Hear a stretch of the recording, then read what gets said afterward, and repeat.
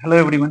एक बार फिर से हम हाजिर हैं एक नया वीडियो लेके। और आज भी हम पुराने वीडियोस के कंटिन्यूएशन में डायबिटीज मिलेटस पे ही बात करेंगे। टू बी स्पेसिफिक, हमारा आज का टॉपिक होगा प्री डायबिटीज। प्री डायबिटीज क्या होता है? ये एक ऐसी कंडीशन है जिस जो कि हमें ब्लड ग्लूकोज लेवल के जरिए ये बताता है कि हमको डायबिटीज डेवलप होने वाला है। तो हम वहां से अगर इस पे अपना रिस्क फैक्टर मॉडिफाई करें और काम करें, लाइफ स्टाइल मॉडिफाई करें, तो हम जरूर डायबिटीज के खतरे को टाल सकते हैं।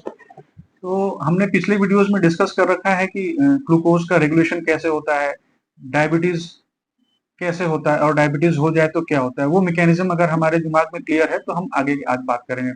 प्री डायबिटीज डॉक्टर्स ने डिफाइन कर रखा है, अगर हम फास्टिंग ब्लड ग्लूकोज लेवल 99 के ऊपर यानी 100 से लेकर 125 के बीच में हो, या हमारा HbA1c लेवल 5.7 से लेकर 6.4 के बीच में हो, या ग्लूकोज टॉलरेंस टेस्ट में हमारा 140 से लेकर 199 मिलीग्राम तक हो, तो हम कहते हैं कि ये कंडीशन हमारे प्री डायबिटीज है। और ये हमें इंडिकेट करती है कि आगे चलकर अगर प्रिवेंटिव मेजर्स नहीं उठाए तो हम डायबिटीज के मरीज हो जाएंगे।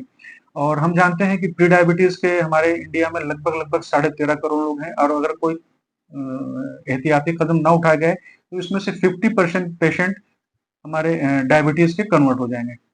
तो हम प्री डायबिटीज को कैसे रोक सकते हैं? इसके लिए हमें अपने पिछले वीडियो से ध्यान में रखना होगा कि हमने डायबिटीज के रिस्क फैक्टर्स को डिफाइन किया था, तो हमें उन रिस्क फैक्टर्स को ही फिर से मॉडिफाई या कंट्रोल करना पड़ेगा। इसमें हमारे एक रिस्क फैक्टर था कि अगर हमारी फैमिली में ही पहले से हिस्ट्री हो, किसी क्लोज मेंबर को ब्लड शुगर की या डायबिटीज की हिस्ट्री हो, तो वो डेवलप हो। ऑब्वियसली ये हमारे कंट्रोल में नहीं है, तो हम इस पे बात नहीं करेंगे। जो हम कंट्रोल कर सकते हैं उसमें सबसे बड़ा जो हमारे कंट्रोल में है वो है हमारी डाइट। डाइट से क्या होता है कि अगर हम हाई कैलोरी डाइट लेते हैं, प्रोसेस्ड फूड लेते हैं, शुगर लेते हैं, तो वो हमारे वेट बढ़ाएगा। और जैसा हम डिस्कस कर चुके हैं कि जो बॉडी में एक्सेस ग्लूकोज प्रोड्यूस होगा वो स्टोर होता जाएगा और इंसुलिन सेंसिटिविटी कम होती जाएगी। तो हमें खाना ऐसा खाना चाहिए जिसमें फाइबर्स ज्यादा हो, फैट और शुगर कम हो, कार्बोहाइड्रेट भी थोड़ी लिमिटेड क्वांटिटी में रखें, प्रोटीन थोड़ा अच्छी क्वांटिटी में खाएं। और जब भी हम अपना डाइट पे कंट्रोल करेंगे तो उसका इफेक्ट हमारे वेट पे आएगा। हमारा जो एक्सेस वेट है वो हमें लूज करना होगा, और वेट को हमें कंट्रोल करना होगा। और अपनी जो रोज की दिनचर्या है उसको हमें थोड़ा और फिजिकली एक्टिव बनाना पड़ेगा।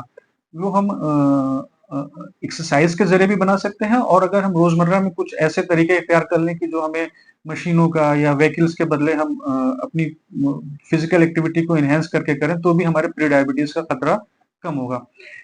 अगर हम अपना 5 to 7% वेट रिड्यूस करें तो ऐसे चांसेस हैं कि हम अपने प्री डायबिटीज को रिवर्सल कर सकते हैं। इवन अर्ली स्टेज डायबिटीज का भी रिवर्सल किया जा सकता है।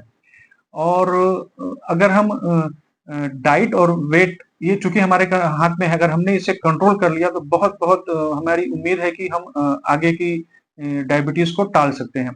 और जो दूसरे हमारे रिस्क हैं, हाई ब्लड प्रेशर था उसको हमें कंट्रोल करना चाहिए, हमारा हाई कोलेस्ट्रॉल लेवल, अगर ब्लड में हाई कोलेस्ट्रॉल है तो उसको हमें कंट्रोल करना होगा। और हमारा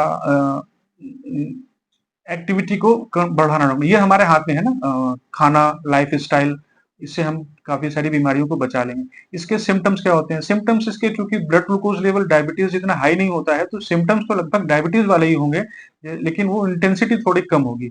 यानी कि हमको प्यास भी लग सकती है, हमेशा थकान रह सकती है, वेट डिस्टर्ब हो सकता है हमारा, और पेशाब ज्यादा होगी।